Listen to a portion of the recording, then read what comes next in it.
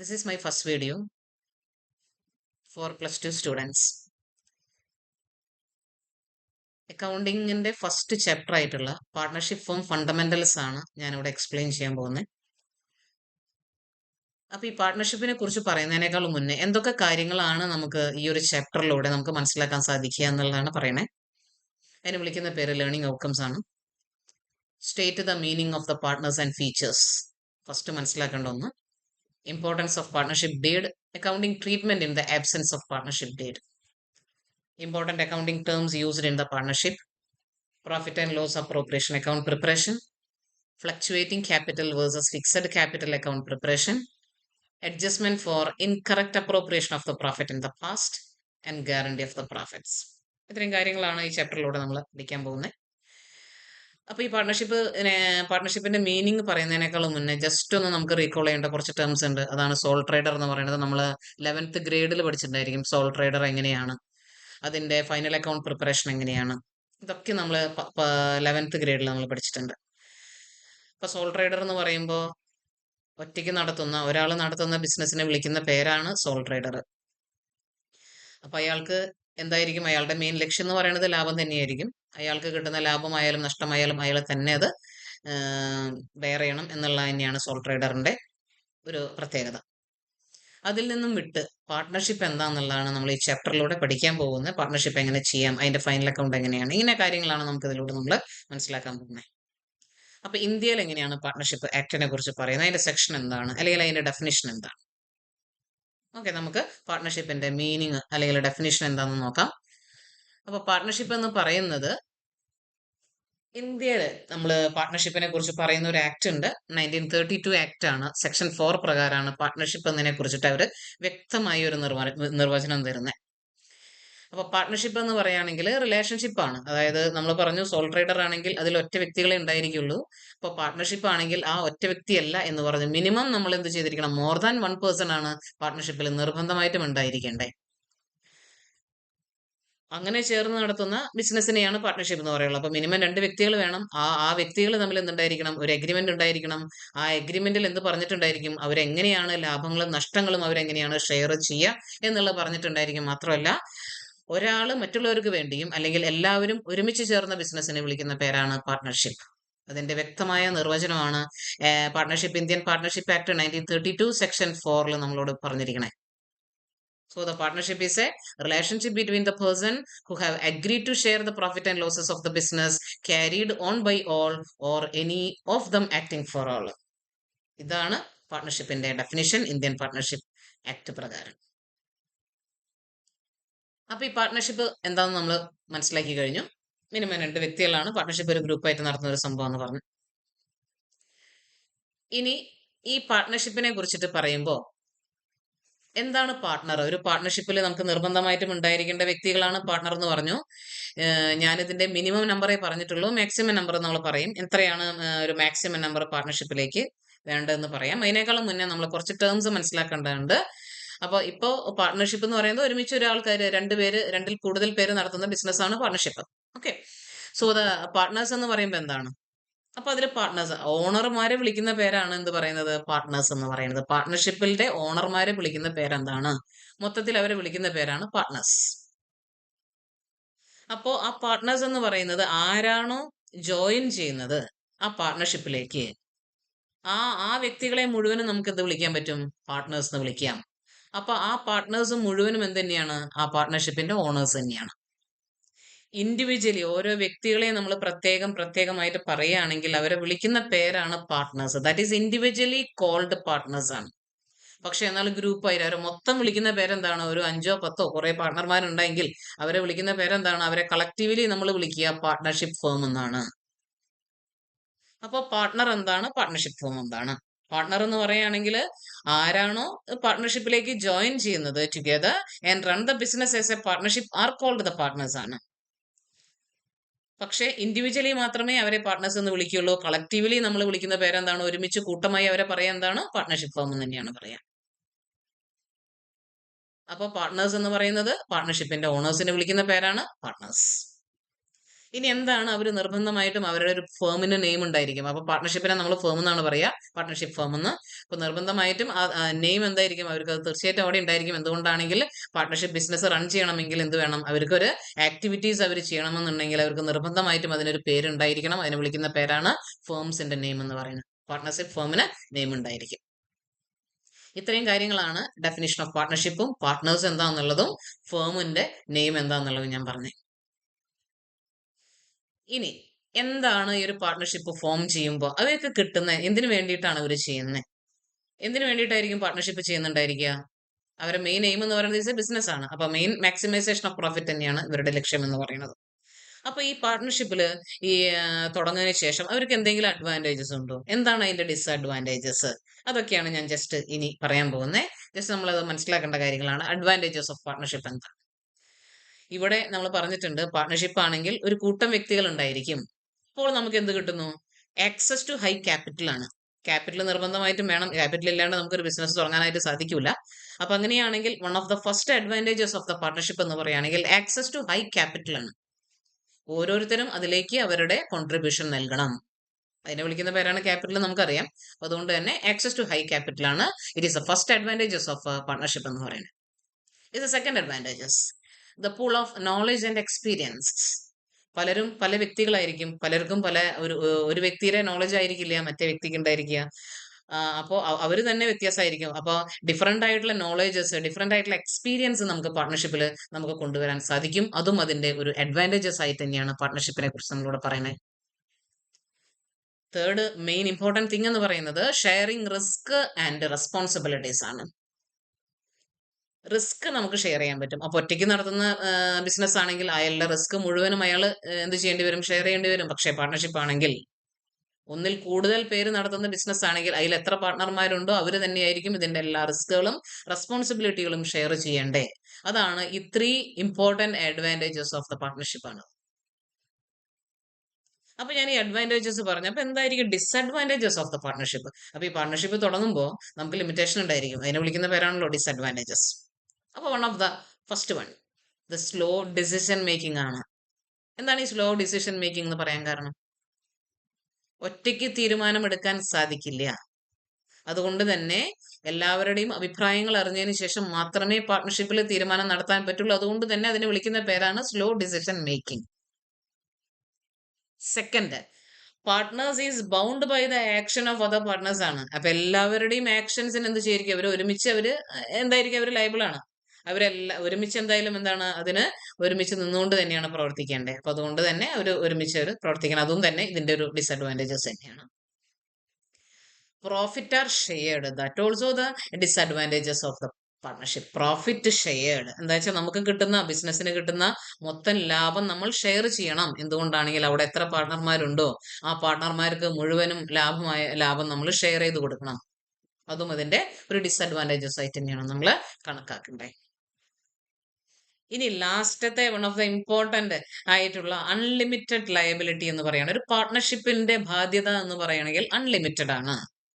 ഈ ഒരു വാക്ക് നമ്മൾ തീർച്ചയായിട്ടും ഒരു സോൾ ട്രേഡർ പഠിക്കുമ്പോൾ തീർച്ചയായിട്ടും ഈ സെയിം വേർഡ് തന്നെ നമ്മൾ അവിടെ കേട്ടിട്ടുണ്ടായിരിക്കും. അതായത് എന്താണ് അൺലിമിറ്റഡ് ലയബിലിറ്റി?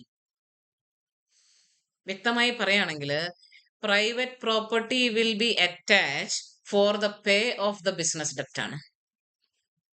നമ്മളുടെ പ്രൈവറ്റ് പ്രോപ്പർട്ടിയും കൂടി നമ്മൾ ഇതിലേക്ക് ഇറക്കേണ്ടി വരും. എങ്ങനെയാണെങ്കിൽ ബിസിനസ്സിനെ ഭാവിയിലേക്ക് ഉണ്ടായേക്കാവുന്ന നഷ്ടങ്ങൾക്ക് നമ്മളുടെ സ്വന്തമായിട്ടുള്ള വീടോ വസ്തുക്കളോ ഒക്കെ നമ്മൾ എന്ത് ചെയ്യണം വേണ്ടിവരും?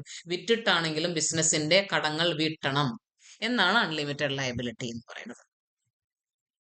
അപ്പൊ ഒരാൾ കൊണ്ടുവന്ന ക്യാപിറ്റലിന് മാത്രമല്ല, അതായത് അവർ കൊണ്ടുവരുന്നത് 1 ലക്ഷമാണെങ്കിൽ ആ 1 ലക്ഷത്തിന് മാത്രമല്ല അവർക്ക് ബാധ്യത, ഭാവിയിലേക്ക് ഉണ്ടായേക്കാവുന്ന എല്ലാ നഷ്ടങ്ങൾക്കും ഇവരെന്താണ്? റെസ്പോൺസിബിൾ ആണ്. So the private property will be attached for the pay off the business ഡെപ്റ്റ് ആണ്. That is called unlimited liability. Just like a sole ട്രേഡർക്കുള്ള അതേ ലയബിലിറ്റി തന്നെയാണ് പാർട്ട്ണർഷിപ്പിനുള്ളത്. അതുകൊണ്ട് it is a unlimited liability. So ഇതും അതിന്റെ ഒരു ഡിസ്അഡ്വാൻറ്റേജസ് ആയിട്ടാണ് നമ്മൾ കണക്കാക്കേണ്ടത്. ഇത്രയും കാര്യങ്ങളാണ് നമ്മൾ ഏറ്റവും ആദ്യം മനസ്സിലാക്കേണ്ട കാര്യം. അപ്പൊ എന്താണ് പാർട്ട്ണർഷിപ്പ്? അതിന്റെ പാർട്ട്നേഴ്സ് എന്താണ്? ആരാണ് അതിന്റെ ഓണർമാരെ വിളിക്കുന്ന പേരെന്താണ്? പാർട്ട്ണർഷിപ്പ് ഫേം എന്താണ്? അതിന്റെ അഡ്വാൻറ്റേജസ് എന്താണ്? അതിന്റെ ഡിസ്അഡ്വാൻറ്റേജസ് എന്താണ്? നെക്സ്റ്റ് ഞാൻ കാണിക്കാൻ പോകുന്നത് എന്താണ് അതിന്റെ ഫീച്ചേഴ്സ്. ഏതായാലും ഞാൻ പറഞ്ഞു, നമുക്കറിയാം എന്തൊക്കെ ഫീച്ചേഴ്സ് ആണ്, എന്തൊക്കെ കാര്യങ്ങളാണ് നമ്മൾ പാർട്ട്ണർഷിപ്പ് തന്നെ തുടങ്ങുമ്പോൾ നമ്മൾ അറിഞ്ഞിരിക്കേണ്ടത്, അല്ലെങ്കിൽ എന്തൊക്കെയാണ് അതിന്റെ ക്യാരക്ടറിസ്റ്റിക്സ്, എന്തൊക്കെയാണ് പാർട്ട്ണർഷിപ്പിന്റെ. നെക്സ്റ്റ് നമ്മളിവിടെ എക്സ്പ്ലെയിൻ ചെയ്യാൻ പോകുന്നത് main features or essential element of A partnership or characteristics of A partnership. ഒരു പാർട്ട്ണർഷിപ്പിന് ഉണ്ടായിരിക്കേണ്ട സവിശേഷതകൾ എന്തൊക്കെയാണ്, നിർബന്ധമായിട്ട് ഉണ്ടായിരിക്കേണ്ട കാര്യങ്ങളാണ്. ഒന്നാമത്തെ, 2 or more പേഴ്സൺ ആണ്. രണ്ടോ അതിലധികമോ വ്യക്തികൾ ഉണ്ടെങ്കിൽ മാത്രമേ പാർട്ട്ണർഷിപ്പ് നമുക്ക് തുടരാൻ സാധിക്കുള്ളൂ എന്ന് പറഞ്ഞു. അപ്പൊ അതിലൊരു സെന്റൻസ് നമുക്ക് വായിക്കാം. A partnership business must have at least 2 persons and all person must be competent to contract ആണ്. അപ്പൊ രണ്ടാമത് പറഞ്ഞിരിക്കുന്ന വാക്ക് എന്താണ്? ഈ all partners must be competent to contract എന്ന് പറഞ്ഞു കഴിഞ്ഞു കഴിഞ്ഞാൽ എല്ലാ പാർട്ട്ണർക്കും നിയമപരമായി അങ്ങനെ ഒരു കഴിവുണ്ടായിരിക്കണം. ഒരു കോൺട്രാക്റ്റിലേക്ക് എൻ്റർ ചെയ്യാനുള്ള കഴിവുള്ള വ്യക്തികൾക്ക് മാത്രമേ ഒരു പാർട്ട്ണർഷിപ്പിലും പാർട്ട്ണറായിട്ട് തുടരാനുള്ള റൈറ്റ് ഉള്ളൂ. അപ്പൊ അതിനൊന്നുകൂടെ നമ്മൾ എക്സ്പ്ലെയിൻ ചെയ്യാണ്. അതായത് according to Indian contract act 1872 the following person are not competent to contract. അപ്പൊ ഈ പറയുന്ന ഈ രണ്ട് വ്യക്തികളും, ഈ താഴെ പറയാൻ പോകുന്ന രണ്ട് വ്യക്തികൾക്കും ഇന്ത്യൻ കരാർ നിയമപ്രകാരം ഒരു കാരണവശാലും ഒരു കോൺട്രാക്റ്റിലേക്കും എൻ്റർ ചെയ്യാൻ സാധിക്കില്ല. അങ്ങനെയുള്ള വ്യക്തികൾ ആരൊക്കെയാണ്? Persons of unsound mind. രണ്ടാമത്തെ വ്യക്തികൾ പേഴ്സൺ ഡിസ്ക്വാളിഫൈഡ് ബൈ ലോ. അപ്പോൾ പേഴ്സൺസ് ഓഫ് അൺസൗണ്ട് മൈൻഡ് എന്ന് പറയുമ്പോൾ നമുക്ക് എങ്ങനെയാണ്, നമുക്കൊരു കാര്യങ്ങളെ കുറിച്ചിട്ട് നമുക്ക് സാധാരണ ഒരു നോർമലായിട്ട് ചിന്തിക്കാനുള്ള കഴിവും ബുദ്ധിയൊക്കെ നമുക്ക് നോർമലി ഉണ്ടായിരിക്കണം. അപ്പോൾ അങ്ങനെയല്ലാത്ത വ്യക്തികളെയൊക്കെ ഒരിക്കൽ പോലും കോൺട്രാക്റ്റിലേക്ക് എൻ്റർ ചെയ്യാൻ സാധിക്കില്ല ഇന്ത്യൻ കരാർ നിയമപ്രകാരം. പിന്നെ പേഴ്സൺസ് ഡിസ്ക്വാളിഫൈഡ്, എന്തെങ്കിലും വിലക്കപ്പെട്ടിട്ടുണ്ടായിരിക്കും, നിയമപരമായിട്ട് എന്തെങ്കിലും വിലക്കപ്പെട്ടിട്ടുള്ള വ്യക്തികൾ ഉണ്ടായിരിക്കും. ആ വ്യക്തികൾക്കും ഒരു കാരണവശാലും കരാറിലേക്ക് ഏർപ്പെടാനായിട്ട് സാധിക്കില്ല. അപ്പൊ അങ്ങനെയുള്ളവർക്ക് എന്തിലും വരാൻ പറ്റില്ല, ഒരു പാർട്ട്ണർഷിപ്പിലേക്ക് പാർട്ട്ണറായിട്ടും തുടരാനായിട്ട് സാധിക്കില്ല. സോ ചുരുക്കം പറഞ്ഞു കഴിഞ്ഞാൽ, so only the person who are legally capable can become the partners in a partnership firm. ഇനി നമ്മൾ ഇതിൽ ശ്രദ്ധിക്കേണ്ട ഒരു പോയിന്റും കൂടിയുണ്ട്. ഇനി അടുത്ത ചോദ്യമാണ്, മൈനർക്ക് എന്താണ്? മൈനർ എന്ന് പറയുന്നത് നമുക്ക് അറിയാൻ പറ്റും, minor as a partner. Minor എന്ന് പറയുകയാണെങ്കിൽ 18 വയസ്സിനും താഴെയുള്ള ആളുകളെ വിളിക്കുന്ന പേരാണ് മൈനർ. അവർക്കൊരു മേജർ ആയിട്ടില്ല. അപ്പൊ അവർക്ക് സ്വന്തമായിട്ട് തീരുമാനം എടുക്കാനുള്ള അവകാശങ്ങളില്ല, നോർമലി പറയുകയാണെങ്കിൽ. അപ്പൊ ആ ഒരു കേസും കൂടിയാണ് നമുക്ക് ഇതിലോട്ട് ഞാൻ ഇൻക്ലൂഡ് ചെയ്തിരിക്കണേ. മൈനർക്ക് പാർട്ണർ ആവാൻ സാധിക്കുമോ? മൈനർക്ക് ഒരിക്കലും ഇന്ത്യൻ കോൺട്രാക്ട് 1872 പ്രകാരം കോൺട്രാക്റ്റിലേക്ക് എൻ്റർ ചെയ്യാനുള്ള റൈറ്റ് ഇല്ല. പക്ഷേ മൈനർക്ക് എന്ത് ചെയ്യാൻ പറ്റും? ഒരു പാർട്ട്ണർഷിപ്പിലേക്ക് അഡ്മിറ്റ് ചെയ്യാൻ പറ്റും, only for sharing the profit. But a minor does not have a full legal responsibility as a partner. മൈനർക്ക് എന്ത് ചെയ്യാൻ പറ്റും? പാർട്ട്ണർഷിപ്പിലേക്ക് എൻ്റർ ചെയ്യാം, പക്ഷേ ഒരിക്കലും ഫുൾ ആയിട്ടുള്ള റെസ്പോൺസിബിലിറ്റി പാർട്ട്ണർമാരുടെ പോലെ അവർക്ക് ഉണ്ടാവില്ല. മാത്രമല്ല, പ്രോഫിറ്റ് മാത്രമേ ഷെയർ ചെയ്യാനായിട്ട് സാധിക്കുള്ളൂ. ലോസ് ഉണ്ടെങ്കിൽ ഒന്നും ചെയ്യാനായിട്ട് സാധിക്കില്ല.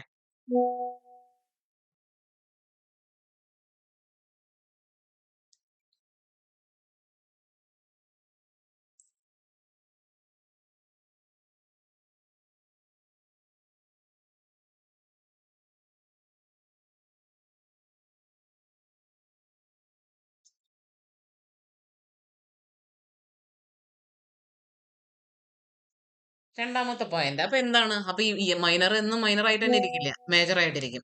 അപ്പൊ മേജർ ആയിട്ടിരിക്കുന്ന സമയത്ത്, മേജർ ആവുമ്പോൾ after the completing the 18 years of age, the minor must decide within the 6 months whether he or she want to continue as a partner or not. അപ്പൊ 18 വയസ്സ് ആവുമ്പോൾ ആൾക്ക് തീരുമാനിക്കാനുള്ള റൈറ്റ് ഉണ്ട്, ഞാൻ ഇതിൽ തുടരണോ, അല്ലെങ്കിൽ ഞാനിപ്പോ മൈനർ ആയിരുന്നല്ലോ, എനിക്ക് മേജർ ആയിപ്പോ ഞാൻ ഈ ബിസിനസ്സിൽ തുടരണോ. വേണമെങ്കിൽ അയാൾക്ക് തുടരണമെങ്കിൽ അവർക്ക് പറയാം, ഞാൻ റെഡിയാണ്. ഇനിയിപ്പോ അയാൾ ഒന്നും പറഞ്ഞിട്ടില്ല എന്ന് വിചാരിക്കുക. അപ്പൊ ആയിക്കഴിഞ്ഞാൽ 18 വയസ്സിന് ശേഷം അയാൾ മേജർ ആയി കഴിഞ്ഞാൽ പിന്നീടുള്ള എല്ലാ ബാധ്യതകൾക്കും, നഷ്ടങ്ങൾക്കും, എല്ലാ റെസ്പോൺസിബിലിറ്റികൾക്കും അയാൾക്ക് ബാധ്യസ്ഥനായിരിക്കും. പക്ഷെ അയാൾ ഒന്നും മിണ്ടുന്നില്ല. എന്താണ്? 18 വയസ്സായി കഴിഞ്ഞതിന് ശേഷം അയാൾ ഒന്നും മിണ്ടുന്നില്ല എങ്കിൽ നിയമപ്രകാരം അയാൾ ഓട്ടോമാറ്റിക്കലി എന്തായിരിക്കും? അയാൾ അതിൽ പാർട്ട്ണറായിട്ട് മാറും.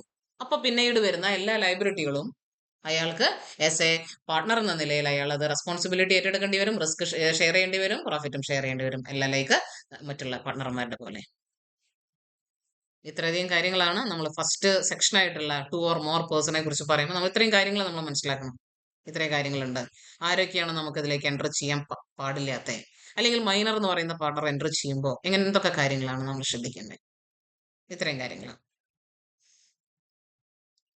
ഇനി ഇതിന്റെ maximum number of the partners ആണ്. Maximum number of the partners എത്രയാണെന്നുള്ളത് നമ്മൾ പറഞ്ഞു. മിനിമം നമ്മൾ പറയാം. മിനിമം എത്രയാണ്? ഒരു പാർട്ട്ണർഷിപ്പ് ആക്ട് പ്രകാരം മിനിമം ഇന്ത്യയിൽ മിനിമം 2 വ്യക്തികൾ ഉണ്ടെങ്കിൽ മാത്രമേ പാർട്ട്ണർഷിപ്പ് തുടങ്ങാൻ പാടുള്ളൂ. ഓക്കെ, മിനിമം നമുക്കറിയാം. മാക്സിമം എത്രയാണ്? അത് നമ്മളുടെ ഇന്ത്യൻ പാർട്ട്ണർഷിപ്പ് ആക്ട് പ്രകാരമാണോ നിർവചിച്ചിരിക്കണേ എന്നുള്ളതാണ് നമ്മൾ പറയുന്നത്. അല്ലെങ്കിൽ അവർ ലിമിറ്റ് ഫിക്സ് ചെയ്തിട്ടുണ്ടോ? അപ്പം എന്താണ് മാക്സിമം നമ്പർ എന്ന് പറയുന്നത്? മാക്സിമം നമ്പർ നമുക്കറിയാം. അതിനേക്കാളും വിട്ടിട്ട് ഒരു പാർട്ണർഷിപ്പിൽ പാർട്ണർ ഉണ്ടാവാൻ പാടില്ല. അതിനെയാണ് മാക്സിമം ലിമിറ്റ് എന്ന് പറയുന്നത്. പക്ഷേ Indian partnership act 1932 does not prescribe the maximum number of the firm. ഒരിക്കലും പറയുന്നില്ല. പക്ഷെ എന്നിരുന്നാലും കമ്പനീസ് ആക്ട് 2013 സെക്ഷൻ 464 പ്രകാരം സെൻട്രൽ ഗവൺമെന്റിനോട് അവർ പറയാണ്, പ്രിസ്ക്രൈബ് ചെയ്യാൻ പറയാണ്, മാക്സിമം ഒരു നമ്പർ എത്രയായിരിക്കണം ഉണ്ടായിരിക്കേണ്ടത് പാർട്ണർഷിപ്പ് ഫേമിൽ. അത് സെൻട്രൽ ഗവൺമെന്റ് അതിനുള്ള അധികാരം കൊടുത്തിരിക്കുക. അത് പ്രകാരം according to rule 10 of the companies 2014 rule 10 പ്രകാരം കമ്പനി ആക്ട് പ്രകാരം സെൻട്രൽ ഗവൺമെന്റ് ഒരു മാക്സിമം ലിമിറ്റ് അങ്ങോട്ട് ഫിക്സ് ചെയ്തു. ഒരു പാർട്ണർഷിപ്പ്, ഇന്ത്യയിൽ ഒരു പാർട്ണർഷിപ്പ് തുടങ്ങുകയാണെങ്കിൽ അതിന്റെ മാക്സിമം പരമാവധി എണ്ണം എന്ന് പറയുന്നത് 50 പാർട്ട്നേഴ്സിനേക്കാളും കൂടാൻ പാടില്ല. So therefore the partnership firm cannot have more than the 50 partners. So അപ്പൊ ഇന്ത്യയിൽ മനസ്സിലാക്കുക, ഇന്ത്യയിലാണെങ്കിൽ എന്തുണ്ടായിരിക്കും? നമ്പർ എത്രയാണ്? ലിമിറ്റഡ് ആണ്, മാക്സിമം പ്രിസ്ക്രൈബ്ഡ് ആണ്. So the 50 is the maximum limit. We have to follow. രണ്ടാമത്തെ, എന്താണ് എഗ്രിമെന്റ്? അപ്പൊ ഞാൻ പറഞ്ഞു എഗ്രിമെന്റ് എന്താണ്. ഒന്നാമത്തെ നമ്മൾ കൃത്യമായിട്ട് പറഞ്ഞു കഴിഞ്ഞു. രണ്ടാമത്തെ എഗ്രിമെന്റ് എന്താണ്? ഈ എഗ്രിമെന്റ് ഈ 2 വ്യക്തികളും തമ്മിൽ, അപ്പൊ മിനിമം 2 ആണെന്ന് നമുക്കറിയാം, മാക്സിമം 50 ആണെന്നറിയാം. അപ്പൊ മാക്സിമം ഇല്ലെങ്കിൽ 10 പേര് തുടങ്ങുന്നതാണെങ്കിലും പാർട്ണർഷിപ്പാണ്, 20 പേര് തുടങ്ങുന്നതാണെങ്കിലും പാർട്ണർഷിപ്പാണ്, 5 പേര് തുടങ്ങുകയാണെങ്കിലും പാർട്ണർഷിപ്പാണ്. അപ്പൊ എന്താണ് ഈ എഗ്രിമെന്റിന്റെ പ്രത്യേകത? അല്ലെങ്കിൽ എന്താണ് എഗ്രിമെന്റ്? Partnership is created through an agreement between the partners ആണ്. Agreement can be written or oral. അപ്പോൾ ഒരു പാർട്ണർഷിപ്പ് തുടങ്ങണമെങ്കിൽ അവർക്ക് എന്തുണ്ടായിരിക്കും? ഒരു എഗ്രിമെന്റ്, ഒരു ഉടമ്പടി അവർ തമ്മിൽ ഉണ്ടാക്കും. എന്തൊക്കെ കാര്യങ്ങളാണ് നമ്മൾ ഭാവിയിൽ ചെയ്യേണ്ടത്, എന്തൊക്കെ കാര്യങ്ങളായിരിക്കും നമ്മുടെ ബിസിനസ്സിൽ ഉണ്ടാവേണ്ടത്, എല്ലാ കാര്യങ്ങളെയും കുറിച്ചിട്ട് അവർക്ക് എന്തുണ്ടായിരിക്കും? ഒരു വ്യക്തമായ ധാരണ ഉണ്ടായിരിക്കും. അതിനെ വിളിക്കുന്ന പേരാണ് ദാറ്റ് ഇസ് എൻ എഗ്രിമെന്റ്. ആ എഗ്രിമെന്റ് എങ്ങനെയായിരിക്കാം? ഓറലും ഉണ്ടായിരിക്കാം, അവർക്ക് പറയാം, ഓറലിയും പറയാം, റിട്ടണും പറയാം. അപ്പൊ നമ്മളിങ്ങനെ ചിന്തിക്കുകയാണ്, ഓറൽ പറയുന്നതിന് എന്താണ്? ഓറലി പറയുമ്പോൾ എനിക്കത് കുറച്ച് കഴിഞ്ഞാൽ മാറ്റി പറഞ്ഞൂടെ? മാറ്റി പറയാലോ, തീർച്ചയായിട്ടും. നമുക്ക് ഓറൽ എന്ന് പറയുകയാണെങ്കിൽ നമുക്ക് മാറ്റി പറയാം. ഞാനത് പറഞ്ഞിട്ടില്ലേ, ഞാനത് മുന്നേ പറഞ്ഞപ്പോൾ അത് ഞാൻ മറന്നുപോയി, അങ്ങനെയൊക്കെ പറയാൻ പറ്റും നമുക്ക് ഓറൽ ചെയ്യുമ്പോൾ. പക്ഷെ ഓറൽ എന്ന് ഓറലിനേക്കാളും കുറച്ചുകൂടെ കൂടുതൽ നമുക്കൊരു മേലെ നിർത്താൻ പറ്റുന്ന എന്താണ്? റിട്ടൺ എഗ്രിമെന്റിനാണ്. റിട്ടേൺ എഗ്രിമെന്റ് എന്ന് പറയുമ്പോൾ എന്തായിരിക്കും? അവർ എഴുതി തയ്യാറാക്കിയിട്ടുണ്ടായിരിക്കും, അവർ സൈൻ ചെയ്തിട്ടുണ്ടായിരിക്കും, എല്ലാ കാര്യങ്ങളും ചെയ്തിട്ടുണ്ടായിരിക്കും. അപ്പൊ അതുകൊണ്ട് തന്നെ ആ എഗ്രിമെന്റ് റിട്ടേൺ ആയിരിക്കും കുറച്ചുകൂടെ നമുക്ക് എന്തുണ്ടായിരിക്കുക? നല്ലതായിരിക്കുക, എവിഡൻസ് ആയിരിക്കുക ഒരു പാർട്ണർഷിപ്പിന് വേണ്ടിയിട്ട്. ഇനി അതിനെ കുറിച്ചിട്ടാണ് ഞാൻ പറയുന്നത്. Agreement explain the relationship between the partners and how the business will run. അപ്പൊ അവരെല്ലാത്തിനെയും കുറിച്ച് പറഞ്ഞിട്ടുണ്ടായിരിക്കും. എങ്ങനെയുള്ള ബന്ധങ്ങളാണ് അവർ തമ്മിൽ ഉണ്ടായിരിക്കേണ്ടത്, എങ്ങനെയാണ് അവരുടെ ബിസിനസ് റൺ ചെയ്യേണ്ടത്, ഇതിനെ കുറിച്ച് പറയുന്നതാണ് എഗ്രിമെന്റ് എന്ന് പറയുന്നത്. അപ്പൊ മനസ്സിലാക്കിയാൽ മതി, എഗ്രിമെന്റ് ഓറലും ഉണ്ടായിരിക്കും, റിട്ടേൺ ഉണ്ടായിരിക്കും. The partnership may be formed. അപ്പൊ എന്തിനു വേണ്ടിയിട്ടായിരിക്കും പാർട്ണർഷിപ്പ് നമ്മൾ ഫോം ചെയ്യുന്നത്? ഫോർ എ സ്പെസിഫിക് ബിസിനസ്, അല്ല എങ്കിൽ or for a fixed period. ഒരു ഫിക്സഡ് പീരീഡിന് വേണ്ടിയിട്ടായിരിക്കും ആ ബിസിനസ് ഉണ്ടായിരിക്കുക, അല്ലെങ്കിൽ ഒരു സ്പെസിഫിക് ആയിട്ടുള്ള ബിസിനസ്സിന് വേണ്ടിയിട്ടായിരിക്കും ഉണ്ടായിരിക്കുക. അല്ല എങ്കിൽ അവർക്ക് എന്തുണ്ടായിരിക്കും? ഒരു വിത്തൗട്ട് എനി ഫിക്സഡ് പീരീഡ്, അതിനെ വിളിക്കുന്നതാണ് പാർട്ണർഷിപ്പ് അറ്റ് വിൽ എന്ന് പറയുന്നത്. അപ്പോൾ ഒരു ഫിക്സഡ് പീരീഡിന് അല്ല എങ്കിൽ കൂടിയും അവർക്ക് എന്തുണ്ടെങ്കിൽ അവരുടെ പ്രത്യേക ഒരു ആവശ്യപ്രകാരം വേണമെങ്കിലും പാർട്ണർഷിപ്പ് അറ്റ് വിൽ പ്രകാരം വേണമെന്നുണ്ടെങ്കിലും ഒരു പാർട്ണർഷിപ്പ് ഫോം ചെയ്യാൻ സാധിക്കും. When the agreement is written. അപ്പൊ ഞാൻ പറഞ്ഞു എഗ്രിമെന്റ് ഓറലും ആയിരിക്കാം, റിട്ടണും ആയിരിക്കാം. ആ റിട്ടൺ എഗ്രിമെന്റ് വിളിക്കുന്ന പേരാണ് പാർട്ണർഷിപ്പ് ഡീഡ്. ആ പാർട്ണർഷിപ്പ് ഡീഡിനെ കുറിച്ചിട്ട് കൃത്യമായിട്ടുള്ള എക്സ്പ്ലനേഷൻ അടുത്ത ക്ലാസ്സിൽ നമ്മൾ പറയണായിരിക്കും, എന്താണ് പാർട്ണർഷിപ്പ് ഡീഡ്. ഇത്രമായ കാര്യങ്ങൾ എഗ്രിമെന്റിനെ കുറിച്ചിട്ട് മനസ്സിലാക്കിയാൽ മതി. ഒരു എഗ്രിമെന്റ് എന്ന് പറയുകയാണെങ്കിൽ എന്തായിരിക്കും? പാർട്ണർമാർ തമ്മിൽ എല്ലാത്തിനെയും കുറിച്ചുള്ള ഒരു എക്സ്പ്ലനേഷൻ അവർ തരിക. അവർക്ക് എത്ര നാളാ ബിസിനസ് കൊണ്ടുപോകണം, എങ്ങനെയുള്ള ബിസിനസ്സാണ്, ഇനി ബിസിനസ് ഒരു ഫിക്സഡ് പീരീഡ് ഇല്ല എങ്കിലും അവർക്ക് എന്ത് ചെയ്യാം? പാർട്ണർഷിപ്പ് ബില്ല് പ്രകാരം വേണമെന്നുണ്ടെങ്കിൽ ഒരു എഗ്രിമെന്റ് അവർക്ക് ക്രിയേറ്റ് ചെയ്യാനായിട്ട് സാധിക്കും.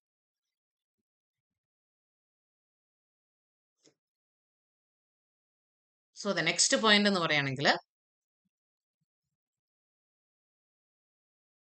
ബിസിനസ് ആണ്. നമുക്കറിയാം ഈ പാർട്ണർഷിപ്പ് ബിസിനസ് തന്നെയാണ്, സോൾ ട്രേഡറും ബിസിനസ് തന്നെയാണ്. അപ്പോൾ partnership formed to carry on a business. The main aim of the partnership is to do the business activities. So the main aim is the profit maximisation ആണ്. കൂടുതലൊന്നും മൂന്നാമത്തെ പോയിന്റിനെ കുറിച്ചിട്ട് നമുക്ക് പറയേണ്ട ആവശ്യമില്ല. നാലാമത്തെ പോയിന്റ് എന്താണ്? പ്രോഫിറ്റ് ഷെയറിംഗ് ആണ്. പ്രോഫിറ്റ് ഷെയറിംഗ് ആണെന്നറിയാം. എന്തുകൊണ്ടാണ്? രണ്ടുപേരല്ല, രണ്ടിലധികം പേരാണ്. മാക്സിമം 50 നമ്പേഴ്സ് ഉണ്ട്. അപ്പൊ അതിൽ അവർക്ക് കിട്ടുന്ന എല്ലാ ലാഭങ്ങൾക്കും നഷ്ടങ്ങളും അവർ ഓരോരുത്തരും ബാധ്യസ്ഥരാണ്. അല്ലെ, അവർക്ക് എന്ത് കിട്ടും? ആ ലാഭമായാലും നഷ്ടമായാലും അവർക്ക് എന്ത് കിട്ടും? അത് അവര് ഷെയർ ചെയ്യും. The last and final point of features of the partnership, business carried by all. ഒന്നുകിൽ എല്ലാവരും ഒരുമിച്ച് ചേർന്നുകൊണ്ട് പ്രവർത്തിക്കും, അല്ല എങ്കിൽ ഒരു പാർട്ണർ മറ്റുള്ളവർക്ക് വേണ്ടിയിട്ടും പ്രവർത്തിക്കും. അതിനെ വിളിക്കുന്ന പേരാണ് business carried on by all or any of the partners acting for all എന്ന് പറയുന്നത്. അപ്പൊ every partners act for both as an agent or principal. അതിനെ വിളിക്കുന്ന പേരാണ് as an agent for other partners, as a principal for himself. Agent ആണെങ്കിൽ എന്ത് ചെയ്യണം? നമ്മള് partners can act for other partners ആണ്. ആസ് എ പ്രിൻസിപ്പൽ എന്ന് പറയുമ്പോൾ എന്തായിരിക്കും? He is also responsible for the actions of other partners ആണ്. അപ്പൊ ആരാണോ, അപ്പൊ ഇത് ഈ രണ്ട് കാര്യങ്ങളുമാണ് നമ്മൾ ഇതിൽ ശ്രദ്ധിക്കേണ്ടത്. ഒന്നുകിൽ ഒരു ഏജന്റിന് ഒരാൾക്ക് മറ്റുള്ളവർക്ക് വേണ്ടിയിട്ടോ, മറ്റുള്ളവർ ഒരുമിച്ചും കൂട്ടമായി പ്രവർത്തിക്കുന്ന ബിസിനസ്സിന് തന്നെയാണ് നമ്മൾ എന്ത് പറയാ?